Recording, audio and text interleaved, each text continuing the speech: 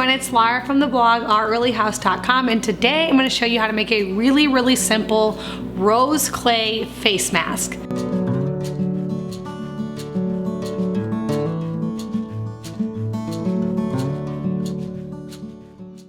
So rose clay and just all clays have been used in skincare for a really long time. Ancient Egyptians have been putting clay on their face forever because clay has so many different minerals in there that are really good for the skin. And so today I'm using rose clay.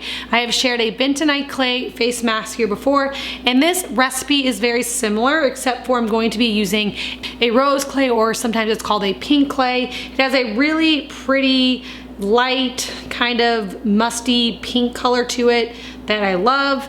And so you're gonna be using that, and you're gonna be using some apple cider vinegar and a little bit of essential oil. Now for the essential oil, you can use rose essential oil. Rose has amazing benefits for anti-aging and reducing wrinkles and fine lines and all of that fun things that come along with aging. But rose essential oil is very expensive because it does take about 60 roses to make a drop of rose essential oil. So it's very concentrated. You don't need a lot of it, but because it's kind of pricey, I know that it's not a common oil that most people have just sitting in their oil arsenal, and so you can use geranium instead. Geranium essential oil has a lot of similar benefits to rose, and so if you don't have rose and you don't want to purchase it, though I do like having it around because it is very powerful and it's so good for the skin and also for immune support and a lot of different things. But if you don't have it, you can make this recipe with the geranium oil. So to make this recipe, all you need is the rose clay, some apple cider vinegar, and a little bit of essential oil. Now the essential oil is optional, so if you don't want to add it in at all, you don't have to. But you're just gonna take about a tablespoon of the rose clay and mix it with about a tablespoon of apple cider vinegar. And that's all you gotta do. It's that simple. We're gonna add in a few drops of the essential oil. I just do about 3 drops. And then you're just going to stir this up. Now you'll notice that I'm using wooden spoons here and also glass bowls. It's important not to use any type of metal or stainless steel or anything when you're working with clay. And so you want to use wood or glass. And then like I said, you can add in a few drops of essential oil if you want to. You don't have to. It does add a lot of benefits though for your skin. And we're just gonna stir this up, and voila, you have a fun, really easy, cost-effective face mask. Now, let's talk about some of the benefits of rose clay. Rose clay can help to shrink in pores, which is obviously something that we all want to do. When you do any type of face mask and you let it dry on your face and remove it, it helps to remove blackheads, so it's good for that. Rose clay is also good for anti-aging. Again, anything with rose is really good for anti-aging, fine lines, wrinkles, age spots, evening out skin tone, things like that. It's also really good for acne-prone skin. So if you have a breakout and you're trying to clear your skin, using a rose clay face mask can help with that. Also, rose clay is really good for dry skin. Now, any skin type can really use this mask, but it's going to be best for someone with normal to dry skin because rose clay helps to hydrate the skin and add moisture into the skin, so it's really gonna be good for that. It's also gonna help to restore damaged skin and rejuvenate the cells. So rose is really good at rejuvenating the cells, and so if you have dead, flaky, dry skin, it's going to help to exfoliate, remove that, rejuvenate the cells, and really give you that nice healthy glow. So those are some of the reasons why you will want to use this mask on your face. Now you'll notice that I just made a small amount in a bowl. This is for a one-time use. I don't actually make this ahead of time.